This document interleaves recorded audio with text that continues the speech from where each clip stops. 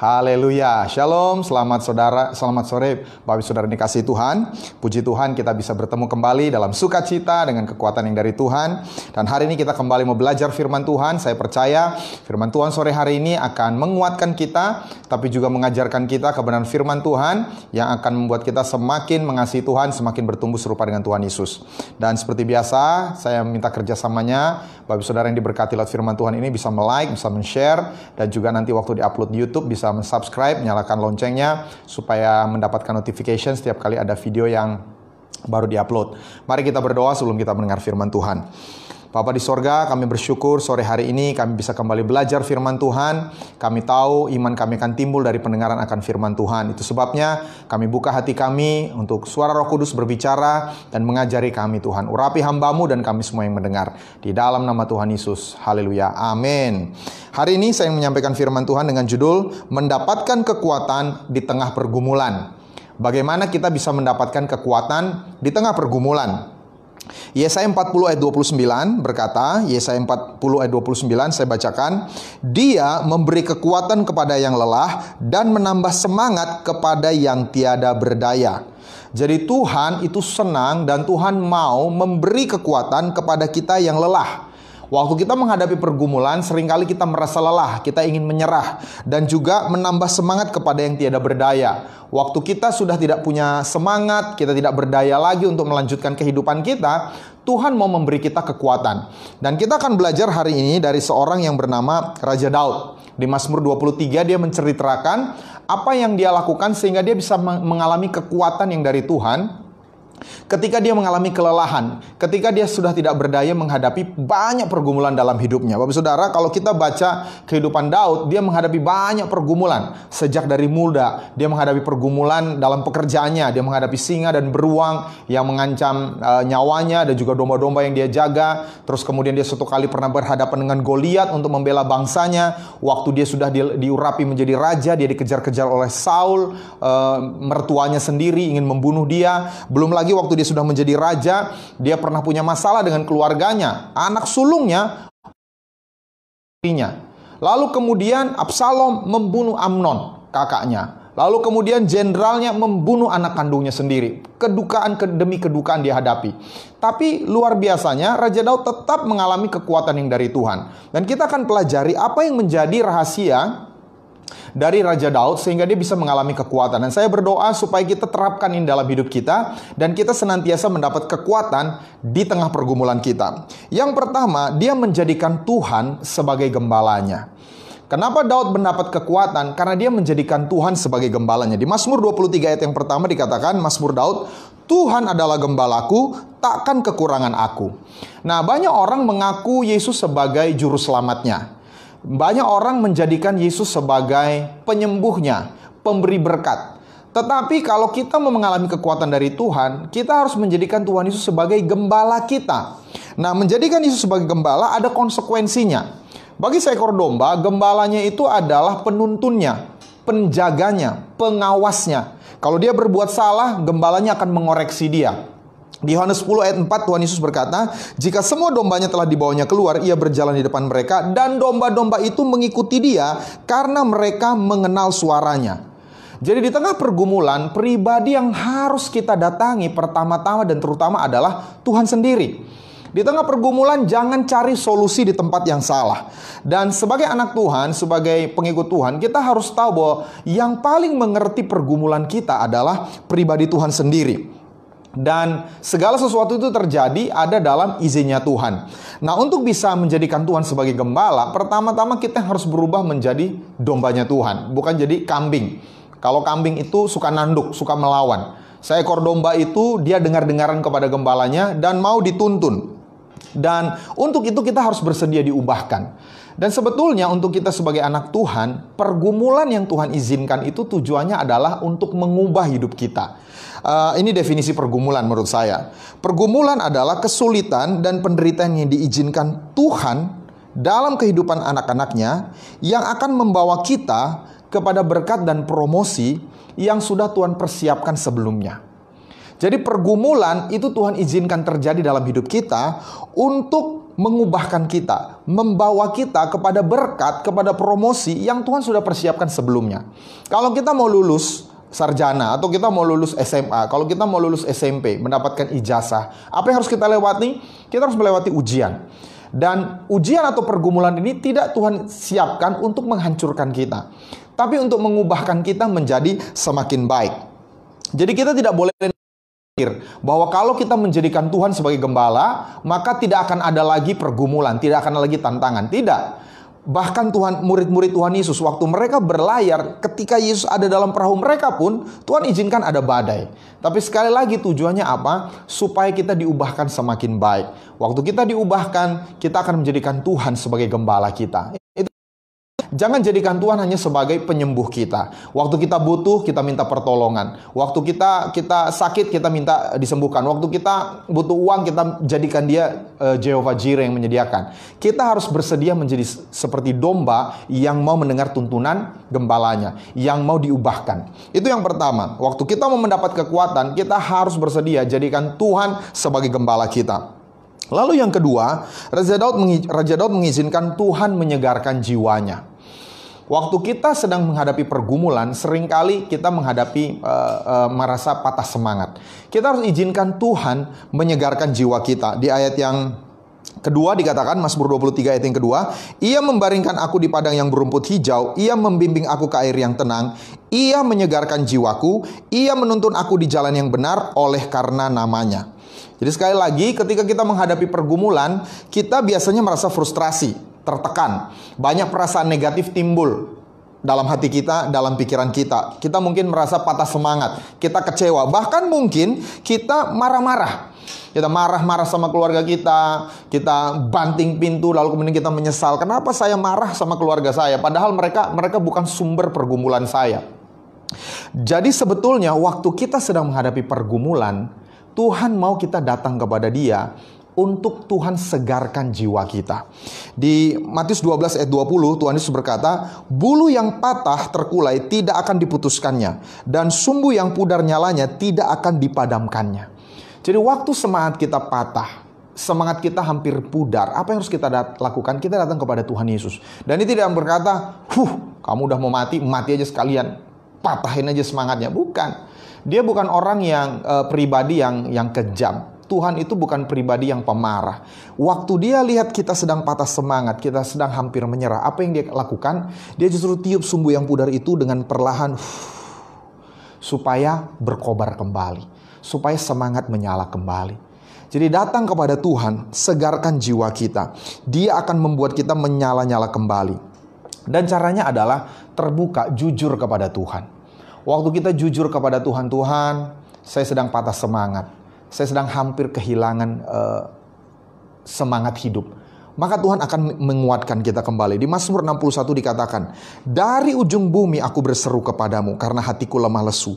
Tuntunlah aku ke gunung batu yang terlalu tinggi bagiku. Jadi waktu kita berseru kepada Tuhan, waktu hati kita sedang lemah lesu, kita berdoa, kita minta pertolongannya, Tuhan akan menyegarkan kembali jiwa kita, sehingga kita mendapat kekuatan yang baru. Lalu yang ketiga, ini penting yang Raja Daud lakukan, terus bergerak maju. Kalau kita ingin mendapat kekuatan, jangan berhenti, terus bergerak maju. Di ayat yang ketiga, Ia menyegarkan jiwaku, Ia menuntun aku di jalan yang benar oleh karena namanya. Bicara menuntun, artinya ada pergerakan maju. Lalu ayat yang keempat, sekalipun aku berjalan dalam lembah kekelaman. Jadi perhatikan, dia tidak berhenti di lembah kekelaman. Lembah kekelaman itu Tuhan izinkan untuk kita walk through it. Kita berjalan melaluinya. Aku tidak takut bahaya sebab Engkau besertaku, gadamu dan tongkatmu itulah yang menghibur aku. Seringkali di tengah pergumulan kita ingin menyerah.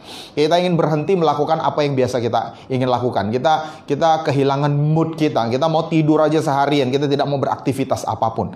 Tapi Alkitab berkata, kita harus berjalan. Kita harus terus bergerak maju. Tetap lakukan apa yang selama ini kita lakukan. Kalau kita selama ini setia berdoa, terus berdoa. Kalau selama ini kita sudah komitmen membaca Alkitab, terus lakukan. Baca Alkitab. Memberi, melayani, menguatkan orang lain. Kita akan temukan kita sudah lewati pergumulan kita. Dalam Efesus pasal 6 ada perlengkapan senjata rohani. Dan kalau kita lihat, semua perlengkapan senjata rohani itu dirancang untuk melindungi tubuh bagian depan. Baju zirah, perisai, pedang. Nggak ada orang yang pedang itu ditaruh di belakang, pedang itu ditaruh di depan. Kenapa?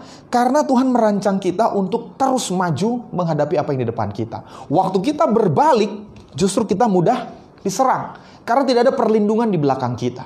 Jadi hari ini saya memotivasi kita. Kalau ada yang ingin menyerah, kalau ada yang merasa ingin berhenti berbalik, lari. Jangan.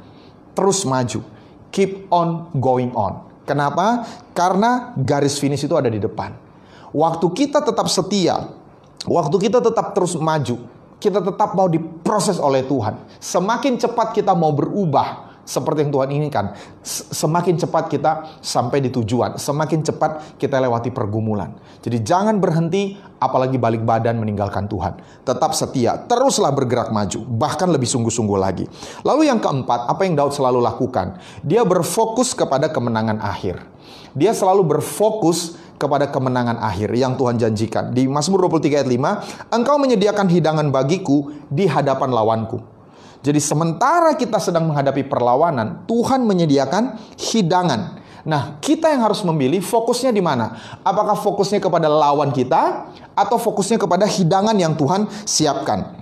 Nah, kenapa Tuhan menyediakan hidangan di depan lawan kita? Supaya kita bisa berpesta, kita bisa menikmati kemenangan yang Tuhan sudah sediakan bagi kita. Bapak saudara, kita harus beriman bahwa sebetulnya Tuhan itu sudah merebut kemenangan itu bagi kita. Tuhan Yesus sudah mati di kayu salib mengalahkan maut. Masakan yang lain tidak Dia kalahkan. Kemiskinan, perceraian, permasalahan rumah tangga, semuanya itu Tuhan sudah rebut bagi kita. Dan waktu kita imani itu di dalam Tuhan Yesus, kita fokus terhadap hal itu, maka Tuhan akan sediakan itu, Tuhan akan lakukan itu dalam hidup kita. Tapi sebaliknya, kalau kita berfokus kepada pergumulan tersebut, kita fokus kepada lawan kita, maka iman kita akan menciut. Iman kita akan digantikan dengan rasa pesimis. Dan akibatnya apa? Tanpa iman, kita tidak bisa menyenangkan Tuhan. Tanpa iman kita tidak bisa berkenan kepada Tuhan. Tanpa iman kita tidak akan melihat kekuatan dari Tuhan datang dalam hidup kita. Jadi cara kita menerima kekuatan yang baru dari Tuhan adalah selalulah berfokus kepada apa yang Tuhan sudah raih bagi kita.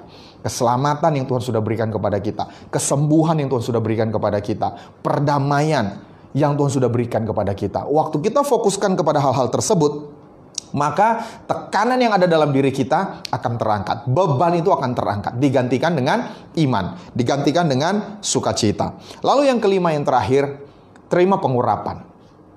Kita harus belajar untuk menerima pengurapan setiap saat, setiap hari. Di ayat yang ke-6 dikatakan, di ayat ke-5, Engkau menyediakan hidangan bagiku di hadapan lawanku. Engkau mengurapi kepalaku dengan minyak, pialaku penuh melimpah. Jadi Daud tahu bahwa kunci untuk menerima kekuatan Tuhan adalah hidup dalam pengurapan setiap hari. Nah, Bapak Saudara, memiliki pengurapan itu seperti memiliki tangan yang tidak terlihat. Invisible hand. Yang menolong kita melakukan banyak hal. Seseorang diurapi itu akan terlihat. Entahkah dia sedang melayani, sedang berkhotbah seperti ini, memimpin pujian, atau sedang mengurus keluarganya, sedang mendidik anak-anaknya, atau sedang berbisnis, atau sedang bekerja. Orang-orang yang diurapi Tuhan itu memiliki sesuatu yang berbeda. Dan kita butuh pengurapan Tuhan. Kata Kristen itu artinya adalah pengikut Kristus. Nah, kata Kristus itu artinya yang diurapi. Jadi kita ini adalah pengikut yang diurapi. Artinya kita ini juga harus menjadi orang-orang yang diurapi. Nah, masalahnya terjebak mengandalkan kemampuan kita. Kita sudah sangat ahli. Misalnya saya sebagai pengkhotbah, saya sudah terbiasa berkhotbah. Sehingga seringkali saya lebih mengandalkan karunia saya, talenta saya, bakat saya untuk berkhotbah daripada pengurapan Tuhan untuk berkhotbah. Atau mungkin kita punya profesi berbeda. Karena kita sudah 10 tahun, 15 tahun, 20 tahun terbiasa dengan profesi tersebut. Bahkan mungkin saya tutup mata saja, saya sudah bisa lakukan job description saya, tugas saya. Jangan. Kita harus datang kepada Tuhan tiap hari. Setiap hari sebelum saya berkhotbah, saya selalu berdoa, Tuhan urapi saya hari ini lagi. Supaya bukan kefasihan saya, supaya bukan bahan khotbah yang saya siapkan yang memberkati, tapi pengurapan Tuhan itu yang mengalir. Jadi setiap hari sebelum kita melakukan tugas kita, minta pengurapan yang baru dari Tuhan. Nah, masalahnya tidak semua orang diurapi oleh Tuhan. Panggilan Tuhan itu sesuatu yang luar biasa. Tetapi panggilan itu harus selalu diresponi dengan ketaatan. Alkitab berkata banyak yang terpanggil, sedikit yang terpilih. Jadi panggilan Tuhan itu bisa datang, tapi waktu kita berkata, ya Tuhan, ini aku, utus aku, baru kita dipilih oleh Tuhan. Itu sebabnya pengurapan juga tidak untuk semua orang. Hanya kepada mereka yang meminta kepada Tuhan, Tuhan urapi saya. Tuhan saya, ya, kita tahu lagu dulu ya, dengar dia panggil nama saya, ku jawab ya. Panggilan Tuhan itu kepada semua orang. Tapi hanya mereka yang menjawab ya Tuhan, mereka yang akan dipilih oleh Tuhan. Pengurapan sama. Hanya mereka yang berserah kepada Tuhan. Waktu kita serahkan hidup kita, waktu kita serahkan profesi kita, usaha kita, keluarga kita, baru Tuhan mengurapi. Karena pengurapan itu setingkat dengan penyerahan. Seberapa jauh kita berserah kepada Tuhan, sebegitulah Tuhan akan mengurapi kita. Dan Daud, dia orang yang sangat berserah dalam hidupnya. Dia tidak pernah, bahkan satu kali dia pernah dihina oleh seseorang. Lalu kemudian anak buahnya udah berkata, Daud, izinkan saya menyeberang, saya akan bunuh orang itu sekarang juga. Tapi Daud bilang, jangan. Kalau memang Tuhan suruh dia untuk menghina Daud, biarlah. Tapi kalau bukan dari Tuhan, suatu saat Tuhan akan balas ke orang itu. Jadi dia sama sekali tidak mau melangkahi wewenang Tuhan dalam hidupnya. Dia serahkan semuanya kepada Tuhan.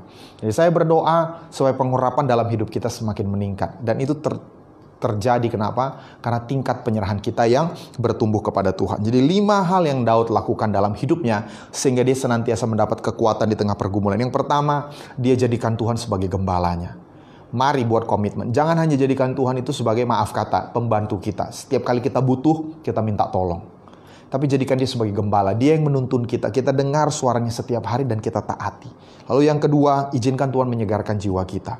Datang kepada Tuhan. Curahkan isi hati kita kepada Tuhan. Kalau ada pergumulan kita, bawa. Istri-istri yang punya pergumulan dengan suaminya, datang kepada Tuhan. Suami-suami yang punya pergumulan dengan masalah ekonomi untuk menafkahi keluarga, datang kepada Tuhan. Izinkan Tuhan menyegarkan kita. Lalu kemudian terus bergerak maju. Jangan berhenti, apalagi balik badan lari. Terus bergerak maju, terus lakukan apa yang menjadi tanggung jawab kita. Dan kita akan lihat kita sampai di garis finish. Lalu fokus kepada kemenangan. Jangan fokus kepada lawan, kepada masalah, fokus kepada janji Tuhan. Fokus kepada firman yang saudara dengar. Itu sebabnya kita dengar firman Tuhan tiap hari.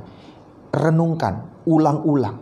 Sehingga pikiran kita isi dengan hal-hal yang baik. Lalu yang terakhir, beri diri kita diurapi tiap hari. Serahkan diri kita tiap hari kepada Tuhan, supaya Tuhan urapi kita.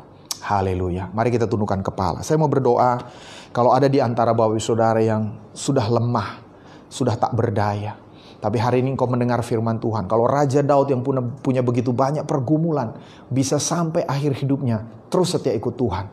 Kuncinya, dia selalu mendapat kekuatan di tengah pergumulannya. Tapi sebelum saya berdoa untuk pergumulan Bapak Ibu Saudara, yang pertama, berapa banyak yang menjadikan Tuhan Yesus sebagai gembalamu, Tuhan Yesus sebagai Tuhanmu, sebagai juru selamatmu. Mungkin kau orang Kristen, tapi sampai tidak punya hubungan pribadi dengan dia, engkau tidak pernah mendengar suaranya. Tapi hari ini kau berkata, Tuhan Yesus, aku mau menjadikan kau sebagai Tuhan dan juru selamatku. Kalau engkau orangnya, engkau bisa ikuti doa saya. Katakan dengan iman, katakan dengan sungguh-sungguh, katakan sama-sama, Tuhan Yesus, hari ini aku membuka hatiku. Aku mengundang Engkau masuk dalam hatiku sebagai Tuhan dan juru selamatku. Ampunilah semua dosaku. Sucikanlah hatiku. Jadikanlah aku anakmu. Aku berjanji akan setia mengikuti Engkau seumur hidupku.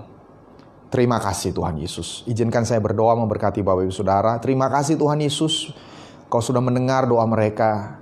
Kami berdoa, kami bersepakat tiap-tiap hari. Engkau seperti gembala yang menuntun domba-dombanya. Engkau berbicara kepada kami semua.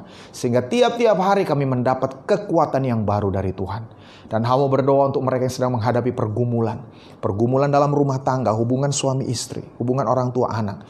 Pergumulan kesehatan, pergumulan ekonomi. Dalam nama Tuhan Yesus, kami tidak akan berhenti. Kami akan terus maju dan kami akan lihat pertolongan Tuhan. Kekuatan dari Tuhan semakin nyata saat kami melangkah maju. Terima kasih Bapa di sorga. Beri kekuatan, beri penghiburan, beri kesegaran jiwa juga untuk mereka yang sudah letih lesu, mereka yang berbeban berat Tuhan. Ada kesegaran yang baru Tuhan. Nggak mau berdoa juga Tuhan, kami berdoa, kami berkati terus menerus tiap-tiap hari. Semua dokter, semua perawat yang terus bertugas merawat orang-orang yang menderita COVID-19. Tuhan yang memberkati mereka, berkati juga keluarga mereka. Kami ucapkan juga berkat untuk pemerintah kami, presiden kami, wakil presiden, dan seluruh jajaran kabinetnya. Tuhan urapi, berikan kebijaksanaan Tuhan untuk mengambil kebijakan yang tepat Tuhan. Juga aparat TNI dan Polri kami serahkan ke dalam tangan perlindungan Tuhan. Terima kasih Bapa di sorga.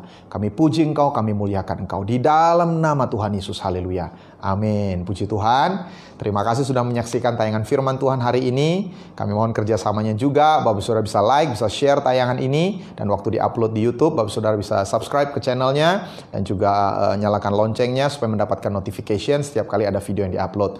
Terima kasih. Selamat weekend bersama keluarga kita. Tuhan Yesus memberkati. Shalom.